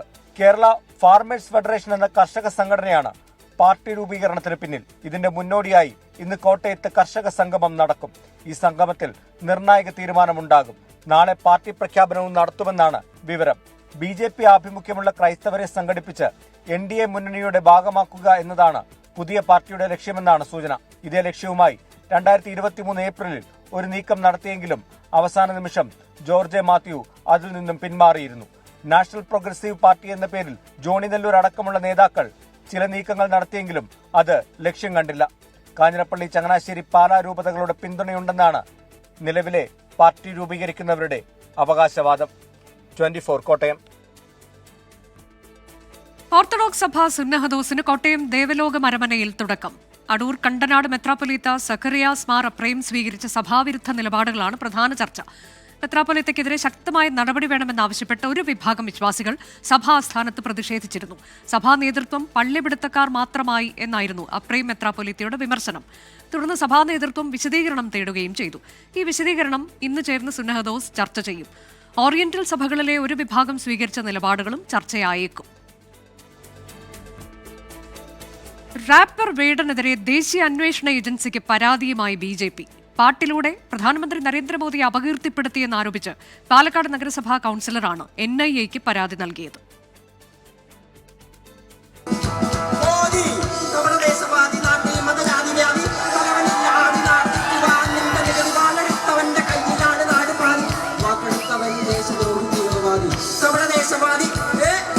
5 വർഷം മുൻപ് ഒരു സ്റ്റേജ് ഷോയിൽ പാടിയ വേടന്റെ ഒരു പാട്ടാണ് BJPയെ ഇപ്പോൾ പ്രകോപിപ്പിക്കുന്നത്. പാട്ടിൽ പ്രധാനമന്ത്രി നരേന്ദ്രമോദിയെ കപടദേശവാദി എന്ന് പരാമർശിച്ചതാണ് NIക്ക് നൽകിയ പരാതിയിൽ ചൂണ്ടിക്കാട്ടുന്നത്. പ്രധാനമന്ത്രിയെ വാക്കുകളിലൂടെ വേടൻ അപമാനിക്കുന്നുവെന്ന് പാലക്കാട് നഗരസഭാ standing committee chairperson mini Krishnakumar. അതായത് നമ്മുടെ പ്രധാനമന്ത്രി നരേന്ദ്രമോദിജിയെ കപടദേശവാദി എന്നാണ് റാപ്പ് സംഗീതത്തിൽ ആലപിച്ചുകൊണ്ടിരിക്കെ വേടൻ പരാമർശിച്ചുകൊണ്ട് പറഞ്ഞിരിക്കുന്നത്. ഇത് ഒരു കലാകാരന് എന്ന നിലയിൽ അദ്ദേഹം ഒരു സോഷ്യൽ ഇൻഫ്ലുവൻസറാണ്. അപ്പോൾ അദ്ദേഹം അഭിസംബോധന ചെയ്യുന്ന അത്രയധികം ലക്ഷക്കണക്കിന് ആളുകളുടെ മുമ്പാകെയാണ് അദ്ദേഹം ഇത് പറഞ്ഞിരിക്കുന്നത്. BJPയുടെ പരാതിക്ക് പിന്നാലെ വേടന്റെ ഈ പഴയ വീഡിയോയും വീണ്ടും വലിയ ചർച്ചയാവുകയാണ്. നേരത്തെ ഹിന്ദു ഐക്യവേദി നേതാവ് KP ശശികലയും RSS നേതാവായ NR മധുവും വേടനെതിരെ രൂക്ഷ പരാമർശങ്ങളുമായി രംഗത്തെത്തിയിരുന്നു. 24 പാലക്കാട്. ഇടുക്കി മൂന്നാറിൽ വീട്ടുമുറ്റത്ത് കിടന്ന നായയെ പുലി പിടിച്ചു. ഇന്നലെ പുലർച്ചെയാണ് സംഭവം. CCTV ദൃശ്യങ്ങൾ പരിശോധിച്ചപ്പോഴാണ് വീട്ടുമുറ്റത്ത് പുലി എത്തിയ വിവരം അറിഞ്ഞത്.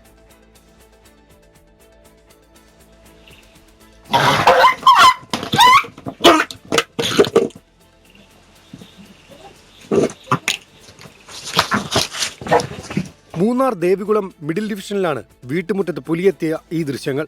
ഓട്ടോ ഡ്രൈവറായ രവിയുടെ വളർത്തുനായയെ ഇന്നലെ രാവിലെ മുതൽ കാണാതായിരുന്നു. പല സ്ഥലങ്ങളിൽ തിരഞ്ഞെങ്കിലും കണ്ടെത്താൻ കഴിഞ്ഞില്ല. തുടർന്ന് സംശയം തോന്നിയ വീട്ടുകാർ CCTV ദൃശ്യങ്ങൾ പരിശോധിച്ചപ്പോഴാണ് പുലിയെത്തിയ കാഴ്ച.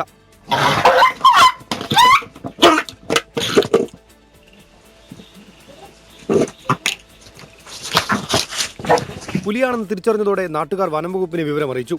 രാത്രിയിൽ സ്ഥലത്ത് പരിശോധന നടത്തി. പുലിയുടെ സാന്നിധ്യമുള്ള മേഖലയാണ് ദേവികുളം മിഡിൽ ഡിവിഷൻ എന്നാണ് വനംവകുപ്പിന്റെ വിശദീകരണം. ജനവാസ മേഖലയിലേക്ക് വീണ്ടും പുലി ഇറങ്ങാതിരിക്കാൻ RRT നിരീക്ഷണം ഏർപ്പെടുത്തി. ആവശ്യമെങ്കിൽ ക്യാമറ ട്രാപ്പും കൂടും സ്ഥാപിക്കുമെന്ന് വനംവകുപ്പ് അറിയിച്ചു. 24 ഇടുക്കി.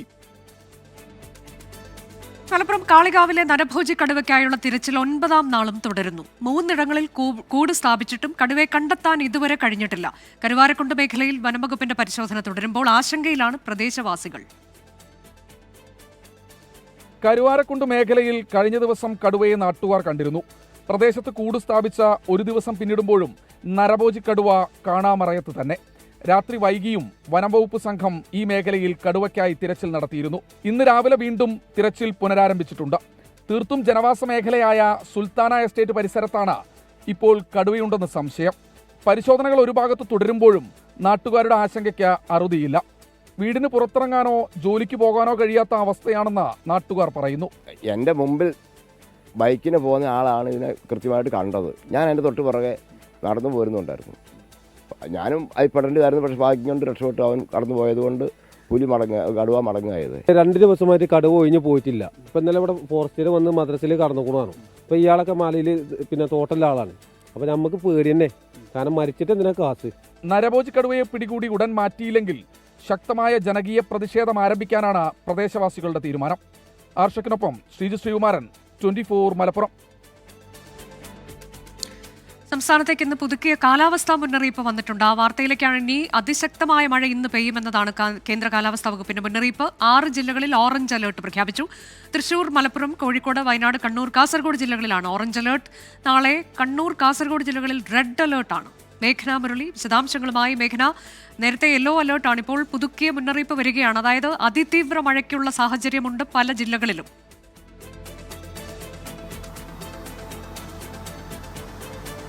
അനുജ, അങ്ങനെ തന്നെയാണ്. കാലവർഷം എത്തുന്നതിന് മുന്നോടിയായി പല ജില്ലകളിലും, അത് സംസ്ഥാന വ്യാപകമായി തന്നെ കനത്ത മഴ പെയ്യുമെന്നുള്ളതാണ് കേന്ദ്ര കാലാവസ്ഥാ വകുപ്പിന്റെ മുന്നറിയിപ്പായി വരുന്നത്. അതിൽ നേരത്തെ തൊട്ട് മുന്നേ വരെ ഇതിൽ എല്ലാ ജില്ലകളിലും യെല്ലോ അലർട്ടായിരുന്നു. പക്ഷേ ഇപ്പോൾ പുതുക്കിയ മഴ മുന്നറിയിപ്പ് അനുസരിച്ച് 6 ജില്ലകളിലാണ് ഓറഞ്ച് അലർട്ട്. ഓറഞ്ച് അലർട്ട് സൂചിപ്പിക്കുന്നത് അതിശക്തമായ മഴ പെയ്യുമെന്നുള്ളതാണ്. അത് ഓറഞ്ച് അലർട്ട് പ്രഖ്യാപിച്ചിരിക്കുന്നത് തൃശൂർ, മലപ്പുറം, കോഴിക്കോട്, വയനാട്, കണ്ണൂർ, കാസർഗോഡ് ജില്ലകളിലാണ് ഇപ്പോൾ ഓറഞ്ച് അലർട്ട്. അതായത് അതിശക്തമായ മഴ പെയ്യാൻ സാധ്യതയുണ്ടെന്ന് കേന്ദ്ര കാലാവസ്ഥാ വകുപ്പ് അറിയിക്കുന്നത്. ബാക്കി ജില്ലകളിൽ ഈ 6 ജില്ലകൾ ഒഴിച്ച് ബാക്കി 8 ജില്ലകളിൽ യെല്ലോ മുന്നറിയിപ്പാണ്. അതിൽ ഈ കാലവർഷം എത്തുന്നതിന് മുന്നോടിയായി ഈ ജില്ലകളിലൊക്കെ സംസ്ഥാന വ്യാപകമായി തന്നെ ശക്തമായ മഴ പെയ്യുമെന്നുള്ളതാണ് കേന്ദ്ര കാലാവസ്ഥാ വകുപ്പ് അറിയിക്കുന്നത്. അതുപോലെ തന്നെ 26-ാം തീയതി വരെ പല ജില്ലകളിലും നാളെ മുതൽ പല ജില്ലകളിലും റെഡ് അലേർട്ട് അതിതീവ്ര മഴ ഉണ്ടാകുമെന്നും കേന്ദ്ര കാലാവസ്ഥാ വകുപ്പ് അറിയിക്കുന്നു. നാളെ കണ്ണൂർ, കാസർഗോഡ് ജില്ലകളിലാണ് റെഡ് അലേർട്ട് പ്രഖ്യാപിച്ചിരിക്കുന്നത്. അതുപോലെ തന്നെ ഈ കാലവർഷം എത്തുന്നതിന് മുന്നോടിയായി കാലവർഷം പലപ്പോഴും വടക്കൻ ജില്ലകളിലാണ് ശക്തമായ മഴ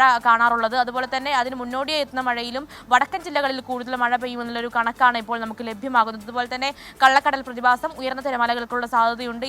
ഇപ്പോൾ മത്സ്യബന്ധന തൊഴിലാളികൾക്ക് അല്ലെങ്കിൽ മീൻ പിടിക്കാൻ പോകുന്നവർക്ക് ഒരു കടലിൽ പോകരുത് എന്നൊരു നിർദ്ദേശമില്ല, പക്ഷേ ജാഗ്രത പാലിക്കണമെന്നുള്ളൊരു നിർദ്ദേശം കൂടി അറിയിക്കുന്നു. അങ്ങനെ 2 ദിവസത്തിനുള്ളിൽ തന്നെ കാലവർഷം കേരളത്തിലെത്തും. ഇപ്പോൾ പെയ്യുന്ന മഴ ശക്തി പ്രാപിച്ച് കാലവർഷമായി എത്തുമെന്നുള്ളതാണ്. കൂടാതെ ബംഗാൾ ഉൾക്കടലിലും അറബിക്കടലിലും ഒരു ന്യൂനമർദ്ദ സാധ്യതയുണ്ട്. ഈ ന്യൂനമർദ്ദവും കാലവർഷത്തെ സ്വാധീനിക്കുമെന്നും പറയുന്നു. എന്തായാലും ഇന്ന് 6 ജില്ലകളിലാണ് ഓറഞ്ച് അലേർട്ട് കേന്ദ്ര കാലാവസ്ഥാ വകുപ്പ് നൽകുന്നത്, ജാഗ്രതാ നിർദ്ദേശം നൽകുന്നത്. അതുപോലെ തന്നെ നാളെ മുതൽ കണ്ണൂർ, കാസർഗോഡ് ജില്ലകളിൽ റെഡ് അലേർട്ട്, 26-ാം തീയതി വരെ പല വടക്കൻ ജില്ലകളിലും റെഡ് അലേർട്ട് പ്രഖ്യാപിച്ചിട്ടുണ്ട്.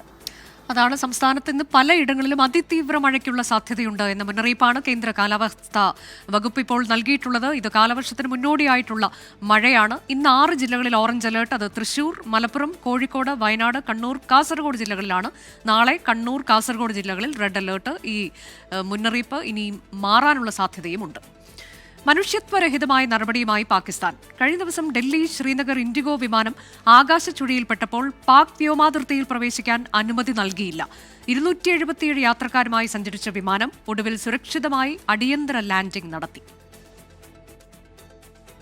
ബുധനാഴ്ച ഡൽഹിയിൽ നിന്നും ശ്രീനഗറിലേക്ക് പോയ ഇൻഡിഗോ വിമാനമാണ് ആകാശച്ചുഴിയിൽപ്പെട്ടത്.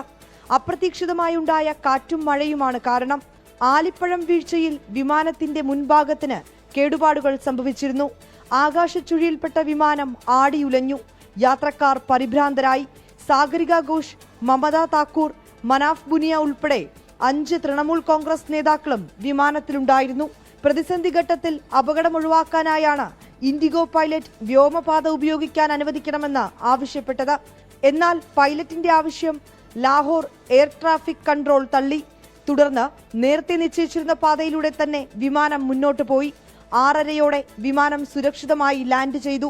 യാത്രക്കാരെയും ജീവനക്കാരെയും സുരക്ഷിതരായി പുറത്തേക്കെത്തിച്ചു. ഇന്ത്യ പാക് സംഘർഷത്തെ തുടർന്നാണ് വ്യോമപാതകളിൽ ഇരു രാജ്യങ്ങളും വിലക്കേർപ്പെടുത്തിയിരിക്കുന്നത്. 24 ഡൽഹി. ഓപ്പറേഷൻ സിന്ദൂർ വിശദീകരിക്കുന്നതിനുള്ള ഇന്ത്യൻ പ്രതിനിധി സംഘങ്ങളുടെ വിദേശ പര്യടനം തുടരുകയാണ്. UAE, ജപ്പാൻ, റഷ്യ, ബഹ്റൈൻ എന്നിവിടങ്ങളിലാണ് പ്രതിനിധി സംഘം സന്ദർശനം നടത്തുന്നത്. മോസ്കോ വിമാനത്താവളത്തിൽ നടന്ന ഡ്രോൺ ആക്രമണത്തെ തുടർന്ന് കനിമൊഴി MP-യുടെ നേതൃത്വത്തിലുള്ള സംഘം സഞ്ചരിച്ച വിമാനത്തിന്റെ ലാൻഡിംഗ് വൈകി. മോസ്കോ വിമാനത്താവളത്തിൽ നടന്ന ഡ്രോൺ ആക്രമണത്തെ തുടർന്ന് കനിമൊഴി MP-യുടെ നേതൃത്വത്തിലുള്ള പ്രതിനിധി സംഘം സഞ്ചരിച്ച വിമാനം വൈകിയാണ് ലാൻഡ് ചെയ്തത്.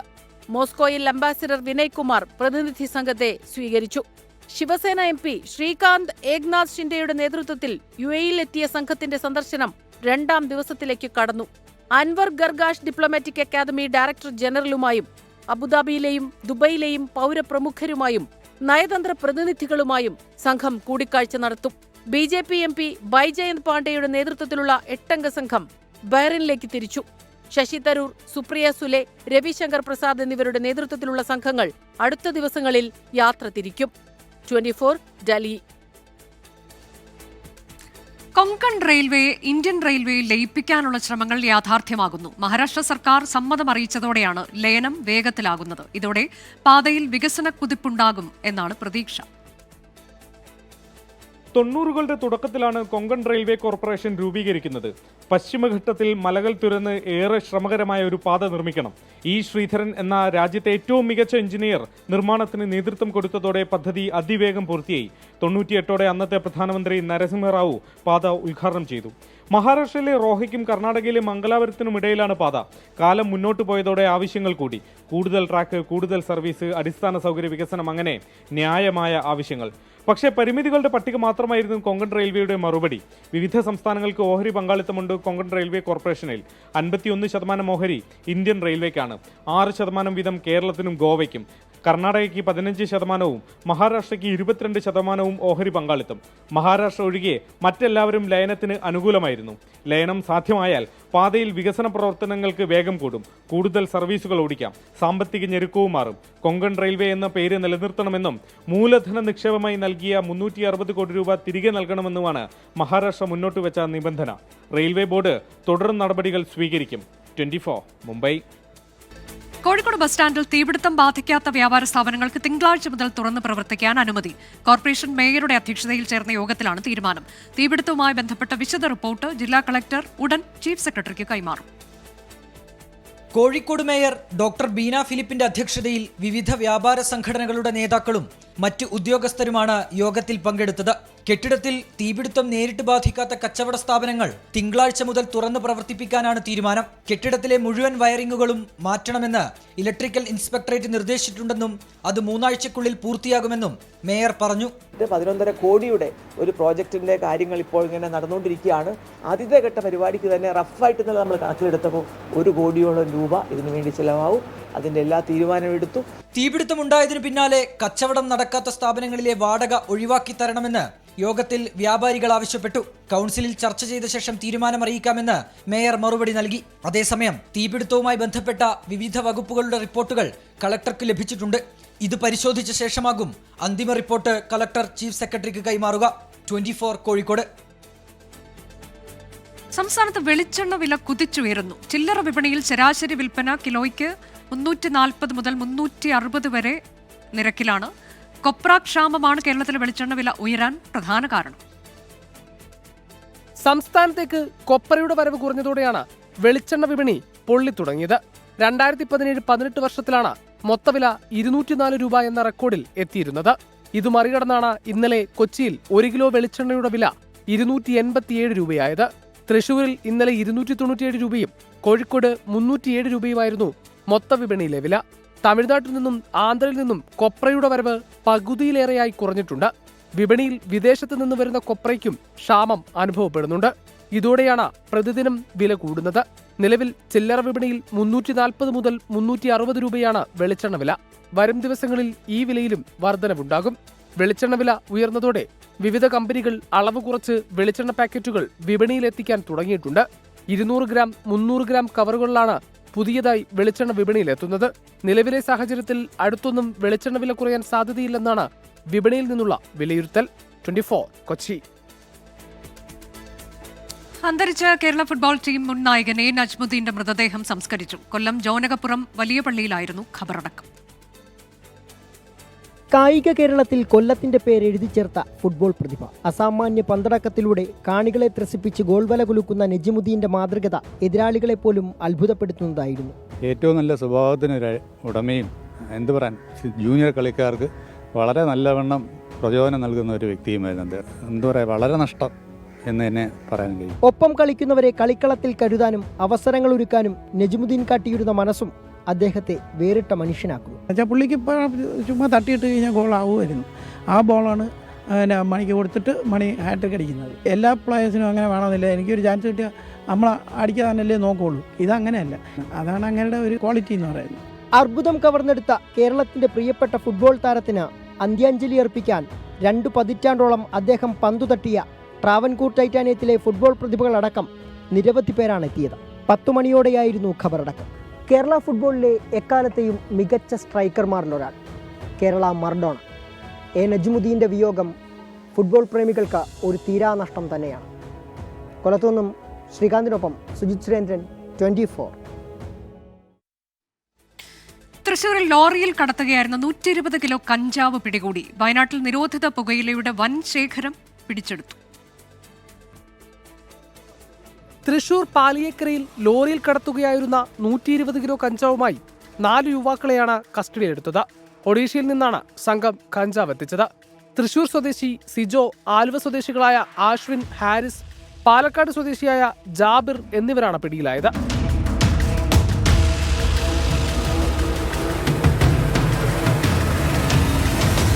കോഴിക്കോട് 5 കിലോ കഞ്ചാവുമായി ഇതര സംസ്ഥാന തൊഴിലാളിയും പിടിയിലായി. ഉത്തർപ്രദേശ് സ്വദേശി രോഹിത് കുമാറിനെയാണ് എക്സൈസ് അറസ്റ്റ് ചെയ്തത്.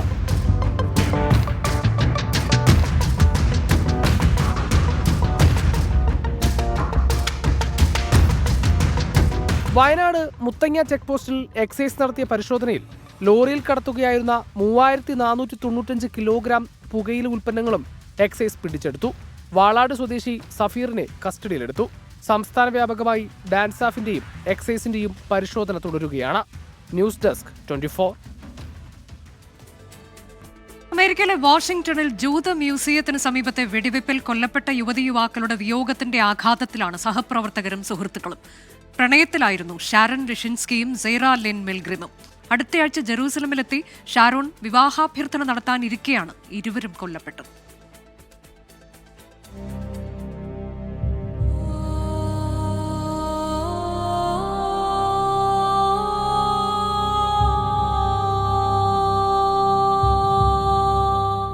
എപ്പോഴും ഒന്നിച്ചായിരുന്നു അവർ.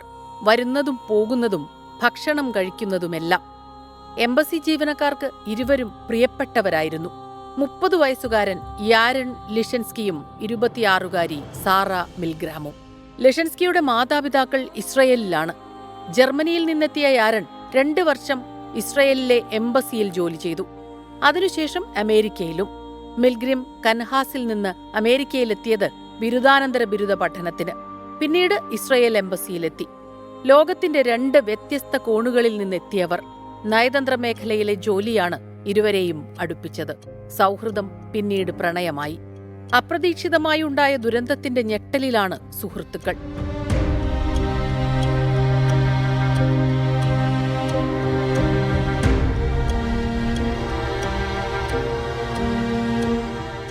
As a leader, as a professional, she was a people's person. You could see that immediately. She would connect to anyone. And it's a tragedy. അടുത്തയാഴ്ച ലിഷൻസ്കിയുടെ മാതാപിതാക്കളെ കാണാൻ ഇസ്രയേലിൽ പോകണം. അവിടെ വെച്ച് മിൽഗ്രിമിനോട് വിവാഹാഭ്യർത്ഥന നടത്തണം. മോതിരം പോലും വാങ്ങിവെച്ചതാണ് ഷാരോൺ. ഗസയിലെ ജനങ്ങൾക്ക് സഹായം നൽകുന്നതിനായി അമേരിക്കൻ ജൂയിഷ് കമ്മിറ്റി സംഘടിപ്പിച്ച പരിപാടിയിൽ പങ്കെടുത്ത് പുറത്തിറങ്ങിയതാണ്. ഏലിയാസ് റോഡ്രിക്സ് എന്ന അക്രമി ഉതിർത്ത വെടിയുണ്ടകൾ ഇരുവരുടെയും ജീവനെടുത്തു. ഒരൊറ്റ നിമിഷം കൊണ്ട് എല്ലാം അവസാനിച്ചു.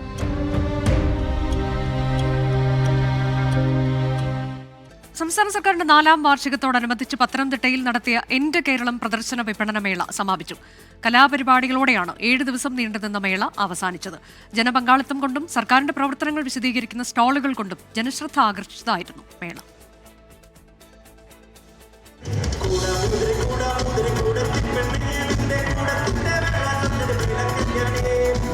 പാട്ടും ആരവവും മേളവുമായി പത്തനംതിട്ടയ്ക്ക് ആഘോഷരാവുകൾ സമ്മാനിച്ചാണ് എന്റെ കേരളം വിപണന പ്രദർശനമേള സമാപിക്കുന്നത്.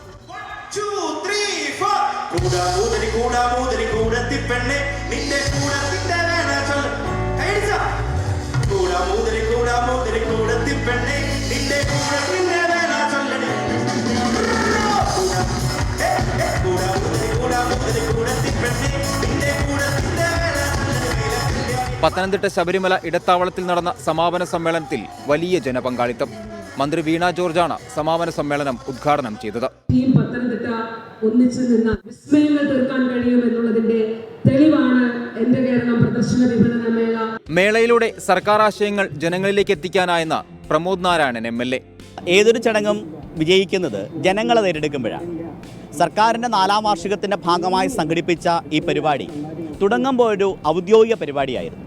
പക്ഷേ ഇത് പത്തനംതിട്ടയിലെ എല്ലാ ജനങ്ങളുടെയും പ്രോഗ്രാമായി, അവരെല്ലാം പങ്കാളികളാകുന്ന ഉത്സവമായി, അവരുടെ ഒരുമയുടെ വലിയൊരു പ്രഖ്യാപനമായി മാറി എന്നതാണ് നമ്മൾ കണ്ടത്. ഒരു സവിശേഷത ഉണ്ടായിരുന്നത് ഇരമ്പിയെത്തിയ ജനക്കൂട്ടമാണ്. ഇടയ്ക്കിടയ്ക്ക് വൈകുന്നേരങ്ങളിലൊക്കെ മഴ പെയ്തു എങ്കിലും നടന്ന കലാപരിപാടികളിൽ എല്ലാം ജനങ്ങളെത്തി.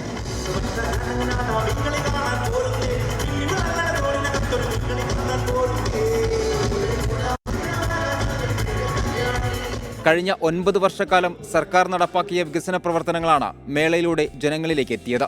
വിവിധ സ്റ്റാളുകളിലൂടെയും സെമിനാറുകളിലൂടെയും ഇവ കൃത്യമായി ജനങ്ങളിലേക്കെത്തി.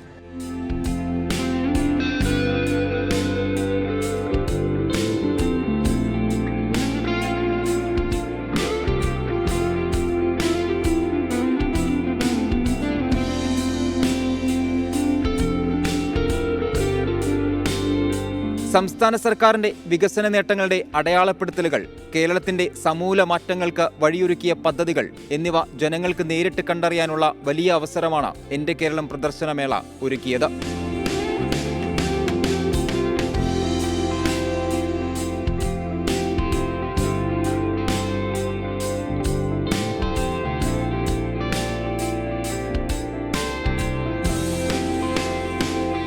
സർക്കാർ വകുപ്പുകളുടെയും പൊതുമേഖലാ സ്ഥാപനങ്ങളുടെയും 186 സ്റ്റാളുകളാണ് 17,000 ചതുരശ്ര അടി പവലിയനിൽ ഒരുക്കിയത്.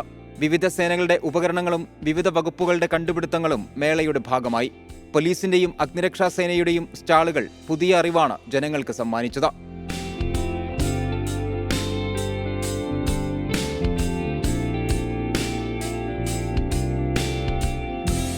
ഏഴ് ദിവസം നീണ്ടുനിന്ന മേളയിൽ കലാപരിപാടികളായിരുന്നു പ്രധാന ആകർഷണം. ആടിയും പാടിയും രാത്രി ഏറെ വൈകിയും പത്തനംതിട്ട ആഘോഷങ്ങളുടെ ഭാഗമായി. മേളയിലേക്ക് ജനം ഒഴുകിയെത്തിയെന്ന് ജില്ലാ കലക്ടർ എസ് പ്രേംകൃഷ്ണ. കഴിഞ്ഞ 7 ദിവസം കൊണ്ട് ഏകദേശം 1,00,000-ഓളം ആളുകൾ ഇവിടെ വന്നുപോയി എന്നാണ് നമ്മൾ കണക്കുകൾ സൂചിപ്പിക്കുന്നത്.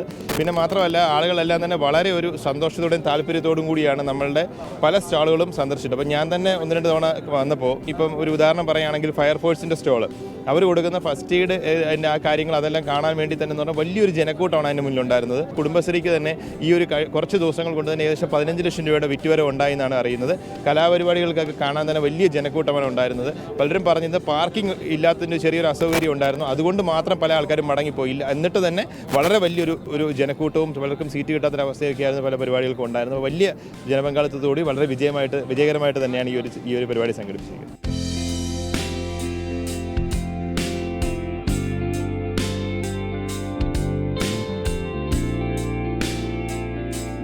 മേള അടിപൊളിയെന്ന് കാണാനെത്തിയവരുടെ അഭിപ്രായം. അടിപൊളിയായിട്ടുണ്ട് കേട്ടോ, കാരണം ഇപ്പോൾ വെക്കേഷനും ഒക്കെ അല്ലേ. അപ്പം ഞാനിപ്പോൾ മോനെ കൊണ്ട് ഇറങ്ങിയാണ്. പിള്ളേർക്കുള്ള ഫണ്ണായിട്ടുള്ള ഐറ്റംസ്, ഗെയിം സോണും പിന്നെ ബാക്കി എല്ലാ സ്റ്റാളെല്ലാം കൊള്ളാം. കുഴപ്പമില്ല, നല്ല അഭിപ്രായം വെളിയിൽ കേൾക്കുന്നു. ആസ്വദിക്കാനുണ്ട്. കുട്ടികൾക്കൊക്കെ വളരെ ഇൻട്രസ്റ്റിംഗ് ആയിട്ടുള്ള പല ഗെയിംസ് ഉണ്ട്. മൊത്തത്തിൽ കൊള്ളാമായിരുന്നു. കാണാനുണ്ട്, വാങ്ങാനുണ്ട്, അനുഭവിക്കാനുണ്ട്, എല്ലാം ഉണ്ട്. കൊള്ളാം, സൂപ്പറാ.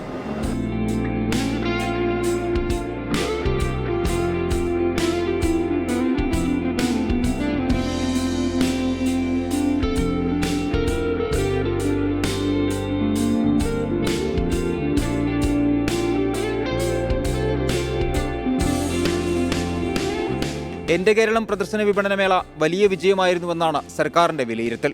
മേളയ്ക്ക് ജനപങ്കാളിത്തം ഉറപ്പാക്കാനായത് സർക്കാരിനെ സംബന്ധിച്ച് ആശ്വാസം പകരുന്ന കാര്യം കൂടിയാണ്. 24 പത്തനംതിട്ട. ഇനി സ്പോർട്സ് ന്യൂസിലേക്കാണ്. IPL വാർത്തയിലേക്ക്. IPL-ൽ ഇന്ന് royal challengers Bengaluru Sunrisers Hyderabad പോരാട്ടം. രാത്രി 7:30 ലക്നൌവിലാണ് മത്സരം. ഇന്ന് ജയിച്ചാൽ RCBക്ക് പോയിന്റ് പട്ടികയിൽ 1-ാം സ്ഥാനത്തേക്ക് ഉയരാം. കാലാവസ്ഥാ റിപ്പോർട്ട്. ഇപ്പോഴത്തെ കാലാവസ്ഥ സമർപ്പിക്കുന്നത് Berger paints 100 years of trust.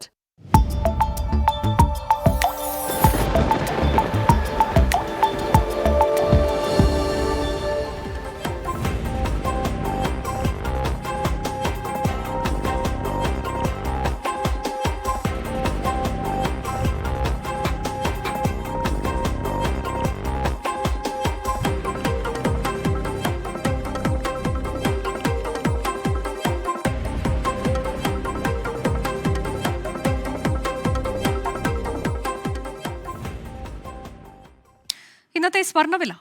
ഇന്നത്തെ സ്വർണ്ണനിരക്ക് സമർപ്പിക്കുന്നത് സ്പർശ ഗോൾഡ് ആൻഡ് ഡയമണ്ട്സ്. ഫിജിറ്റലാകൂ ഇനി സ്പർശയോടൊപ്പം.